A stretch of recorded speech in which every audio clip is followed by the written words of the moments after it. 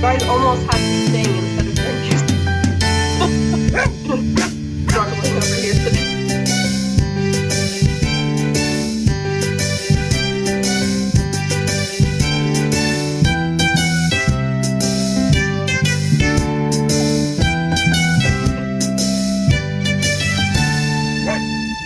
Remember, you can purchase all of Dr. Morgan's products at her website at www.drjudymorgan.com. Now it's time to sit back, relax, and enjoy the show. Welcome. All right. Only took me 17 tries, and I'm 45 minutes late, but here we are. Okay. Good morning, everyone. As you can probably hear, I have finally gotten a little bit of the RSV from Brandon and Sarah, unfortunately, but I'm doing much better than Brandon. So today, actually, I wasn't supposed to hop on, but I got a text this morning from my mom, and she said, "I don't have any internet. I need you to do Facebook Live." And I was like, "Okay, sure." So that's just how we roll over here. We do have some really exciting things coming up. We have the Natural Cat Care Summit, September 24th through the 26th. The sign up will hopefully be live this afternoon if I can manage to do so today. And it's really, really exciting coming up. We have the two crazy cat ladies are going to be our headliners. If you've ever watched some of their lives, they're very, very entertaining. So we have some really big cat people coming in to educate all of us on natural cat care. The other exciting thing coming up, hopefully next week, we found a veterinarian who is also a researcher, and he is going to, or he's been doing research, but he's going to talk to us about his research around the overprescription of antibiotics by veterinarians. And I'm very, very excited about this because we talk about this frequently, and we get really frustrated when people come to us and say, oh, my dog's on amoxicillin or my cat's on clavamox. And we're like, okay, well, what tests did they do to say that you needed those antibiotics? And they'll be like, well, they just gave them to me. And it's caused quite a few issues for a lot of our clients. So we're very, very excited to take a deeper dive into that topic. And we're hoping that after next week's interview, hopefully we can bring him back for a longer, more in-depth interview to go over more about what we as pet parents can do for our pets when a veterinarian is trying to prescribe an antibiotic and maybe there aren't enough diagnostics or reasons to prescribe the antibiotic. So that's super exciting. Hopefully next week, if our schedules match up well.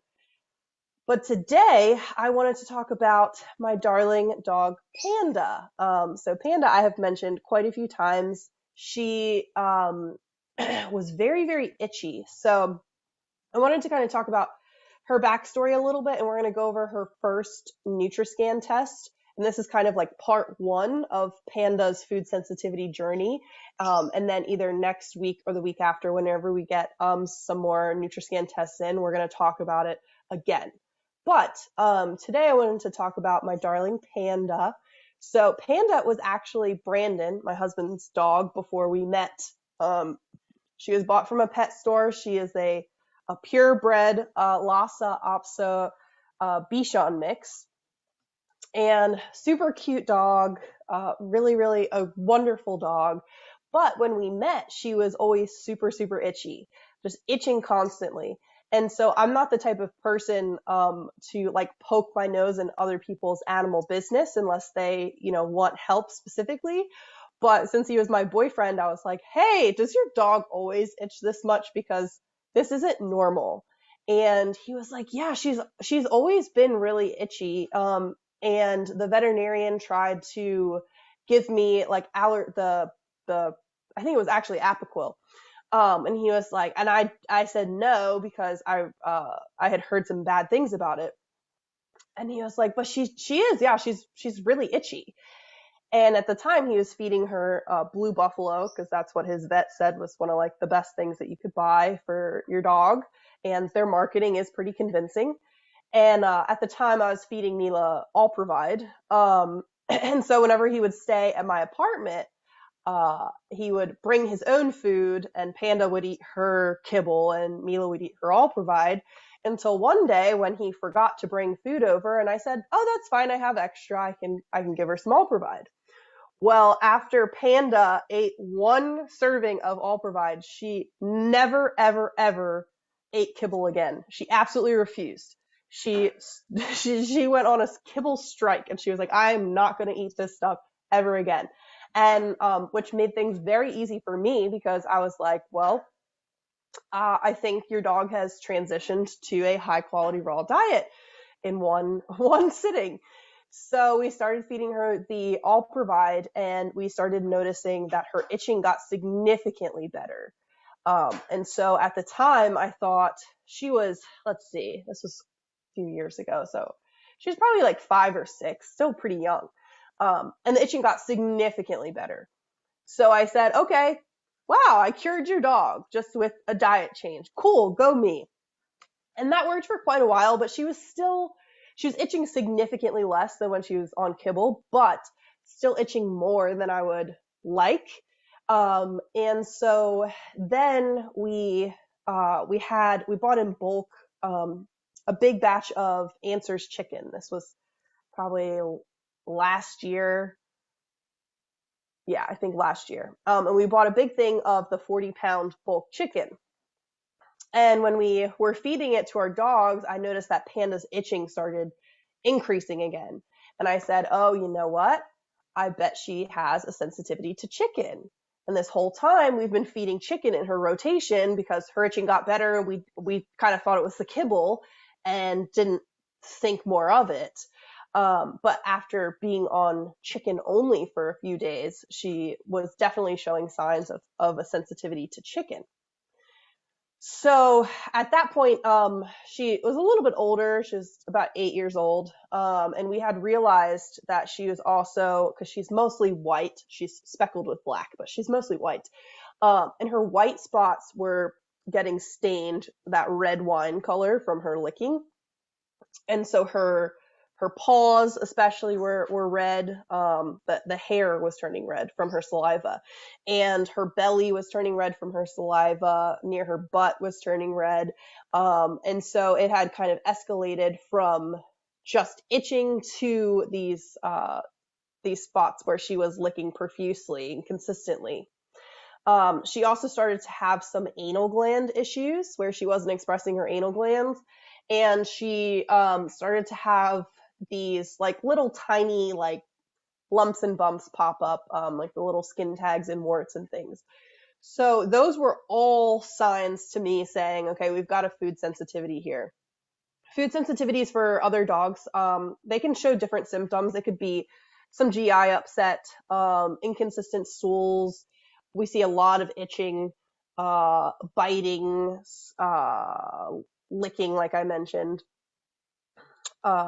What's another symptom? It'll come to me. Anyway, it can manifest in many different ways. And some people don't, ear infections. Ear infections too can be a food sensitivity. So it can manifest in very different ways where it doesn't really logically make sense. Like an ear infection is from what they're eating, but we have found that that is actually true. So if your pet is exhibiting any of these symptoms, it is possible that they have some type of food sensitivity. It could also be an environmental sensitivity. But in Panda's case, I was 100% convinced that it was chicken. And so we cut chicken out of her diet, and we ended up doing the Nutriscan test, which there's a link in the description for this for 10% off Nutriscan. Nutriscan tests for 24 different proteins, and there's a few other like carbs in there, but they are the most common allergens. And we really like Nutriscan because we find it to be one of the most accurate tests. There's a lot of tests out there, but we've had some difficulty with the accuracy of some of the other ones. So we really recommend Nutriscan. Let me see if I can figure out how to share my screen. I will show you Panda's Nutriscan. Let's see.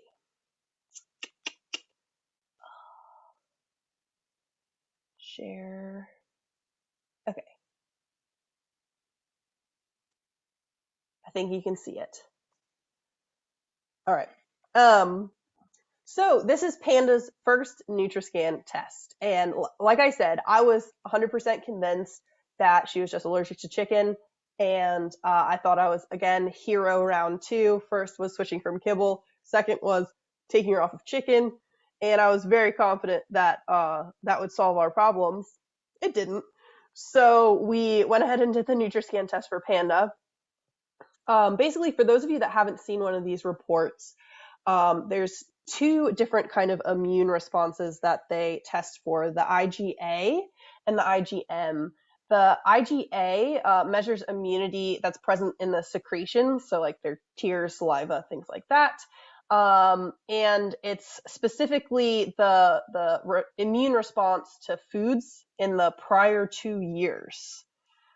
The IgM is the primary immune system response, and it is reflecting the last 5 or 6 months of food sensitivities.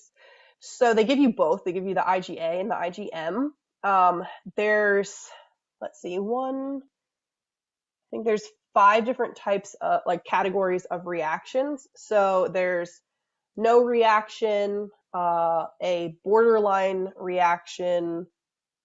Sorry, I'm gonna mess this up. Let me go to their they have a cheat sheet that makes this easier. Here we go. Okay, so they have a negative result, which just means that it's okay for your pet to eat those foods. A weak reaction, which means that the food should be probably eliminated, but you can eliminate some of the stronger ones first because it's kind of on the cusp.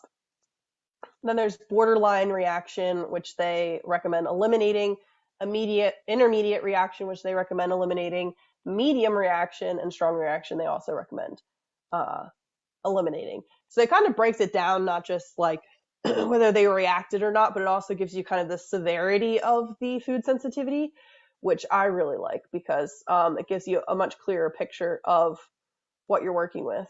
Let me see, where's Panda's Nutriscan test? Here we go. Nope, that's not it. Where did it go? Nope.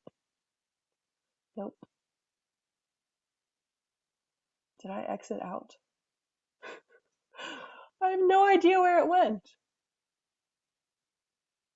Nope. What the heck? Okay, I have to go back and find Panda's Nutriscan test. I don't know why I'm struggling so much with my computer. But anyway, so they also have, let me go back to find it. But so they break it down into the different kinds of reactions, which is really helpful. And for Panda, I thought, again, that she was just reacting to chicken. However, that was not the case. She came back basically sensitive to absolutely everything except for beef. So let me pull it back up. Here we go. I'm really struggling this morning. I'm sorry that you're all on this journey with me. Okay, we're back. Found it. So, like I said, beef was a weak reaction. It wasn't even a negative reaction for Panda. It was actually still a weak reaction. Chicken was a strong reaction. Corn, intermediate. Duck. Lamb was borderline and weak, so not terrible on lamb. Milk, pork, soy, turkey, venison, wheat, whitefish, barley, egg, lentil, millet, oatmeal, peanut butter, peanut products, potato, quinoa, rabbit, rice, salmon, and sweet potato. So when results and they give you these little graphics, so you're like, know these things. For Panda, it's like every icon that they have. And then it tells you what foods to avoid, and then it'll say only beef, which also so beef is okay, and also buffalo and bison, because they're kind of in the same family. So she can have beef, buffalo, and bison.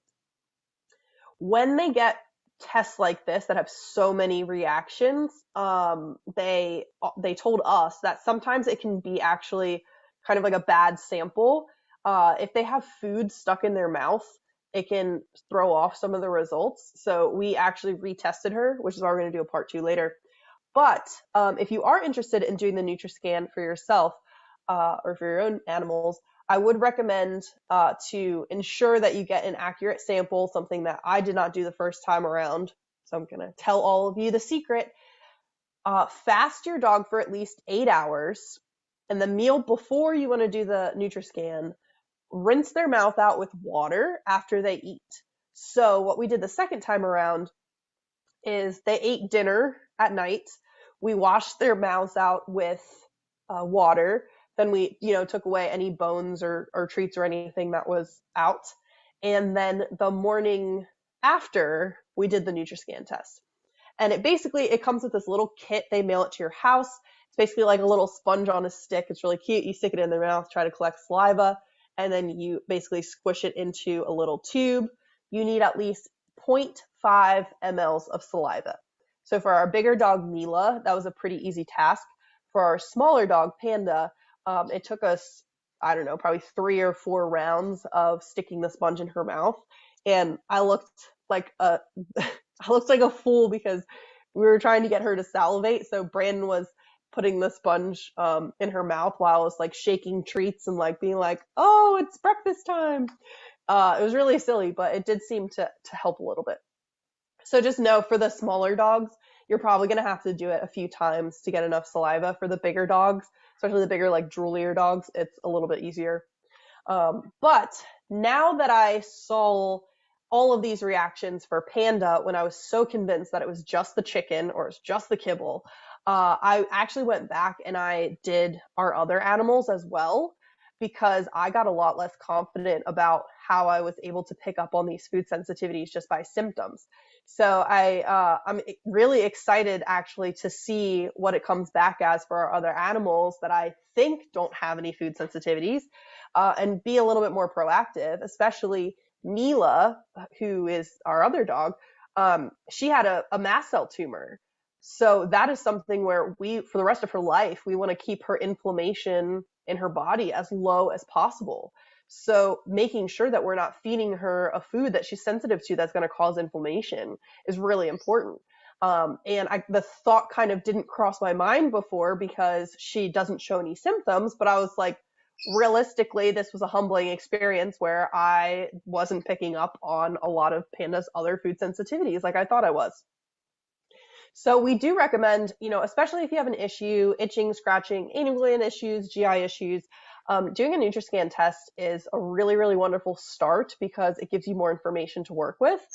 In a lot of those cases, for the people that want to do like an elimination diet or they want to just choose a novel protein, in Panda's case, I probably would have chosen duck or rabbit, and she is allergic to both of those.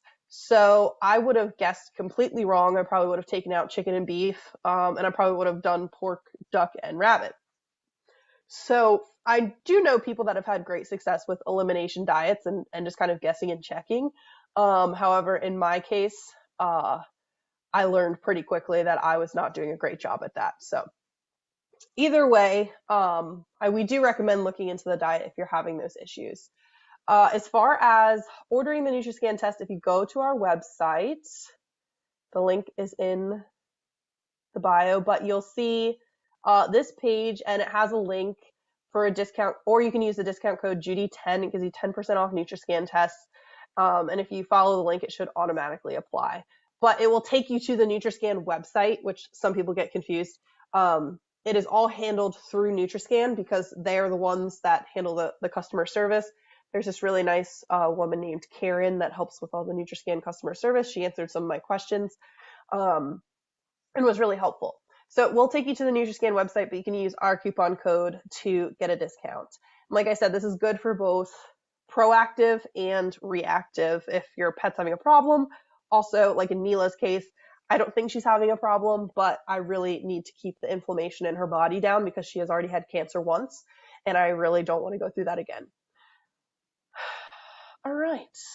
Yeah, and then it also has some. Here's a nice, pretty Nutriscan that only has like one reaction.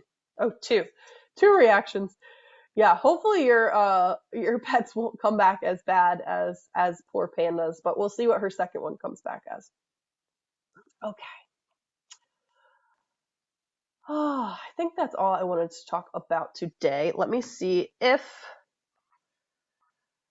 Oh, Kathy said Dr. Dodds is now saying go to beef if you're having the issues because most companies have added chicken and other feathered proteins. That's interesting. Yeah, because we see like sometimes we'll see the dogs that are really yeasty have an issue with beef and yeast. But yeah, in Panda's case, I mean, we're feeding her right now just solely like beef and some buffalo. That's all she's getting right now.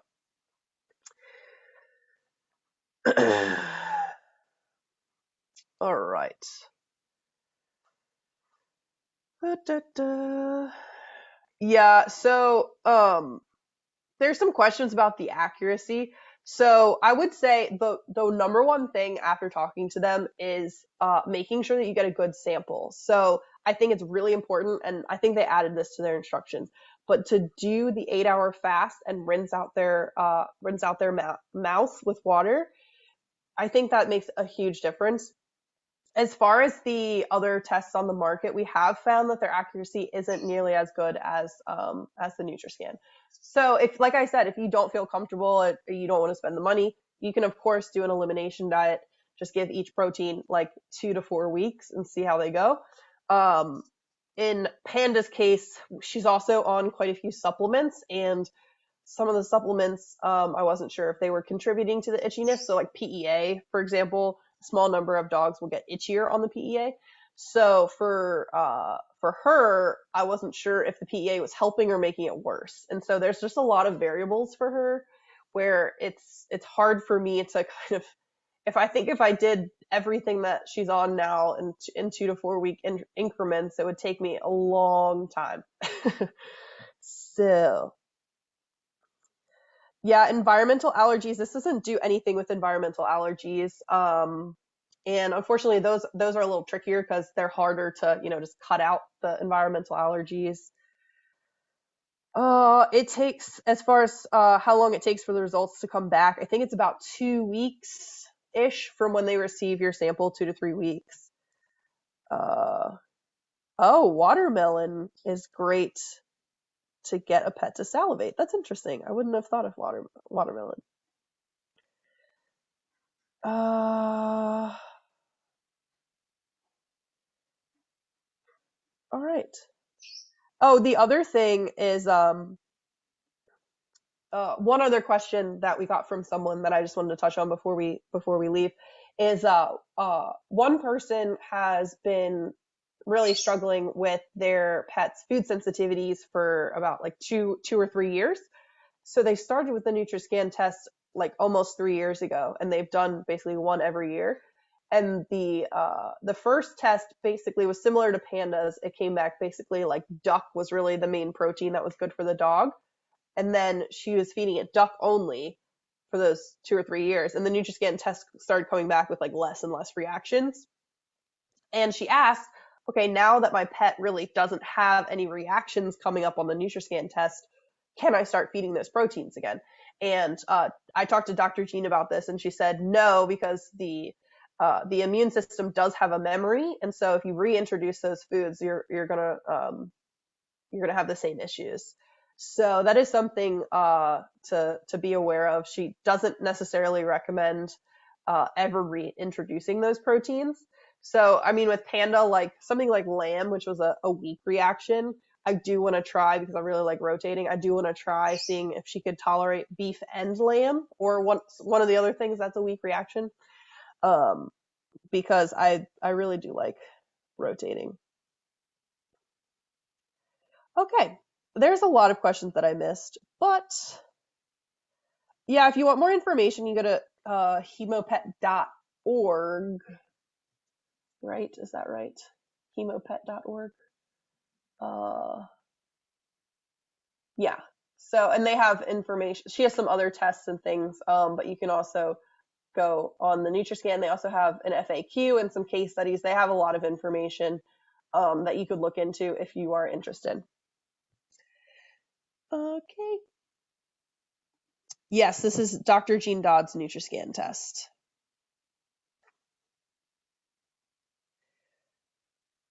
Oh, you're okay. So Katie gets hives when she's fed something that she can't handle. Yeah. It can, like I said, these sensitivities and allergy symptoms can pop up in a variety of ways. There's not just like one thing that causes it. Feet chewing, could that mean pain? Yeah, feet chewing could mean a few things. All right, I think I answered most of the questions. If you have any other questions, feel free to let us know, or you can also go on the Hemopet/Nutriscan websites, and they have a ton of more information. And like I said, once we get the retests and Mila's test, I want to go over this again, and we can kind of compare notes. But if you want to do it, I highly recommend on the first time doing the 8-hour fast, rinsing their mouths out, and making sure you get a really good sample. That's probably the best thing. All right, I'm not even gonna fight with the music because I know I'm gonna fail. But I hope everyone has a fantastic day and stay healthy because being sick is not fun. All right, bye everyone.